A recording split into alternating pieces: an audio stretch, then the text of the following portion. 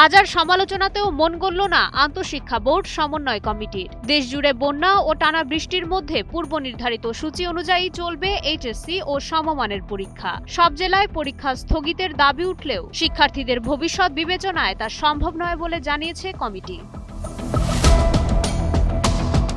অতিবৃষ্টি ও বন্যার কারণে চট্টগ্রাম সহ ৫ জেলায় আগামী ১৬ জুলাই পর্যন্ত পরীক্ষা স্থগিত করা হয়েছে। বোর্ডের পক্ষ থেকে জানানো হয়েছে, এই ৫ জেলা ছাড়া বাকি সব শিক্ষা বোর্ডের কেন্দ্রগুলো পরীক্ষা নেওয়ার জন্য পুরোপুরি উপযোগী আছে।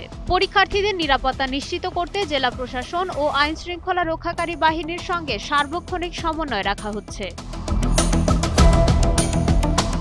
জানানো হয়েছে, যদি কোনো এলাকায় পরিস্থিতি বেশি খারাপ হয় তবে সংশ্লিষ্ট জেলা প্রশাসক পরীক্ষা নেওয়ার বিষয়ে প্রয়োজনীয় সিদ্ধান্ত নিতে পারবেন। বোর্ড কর্তৃপক্ষ পরীক্ষার্থীদের নিরাপত্তাকে সর্বোচ্চ অগ্রাধিকার দিয়ে পর্যাপ্ত সময় হাতে নিয়ে কেন্দ্রে রওনা হওয়ার পরামর্শ দিচ্ছে।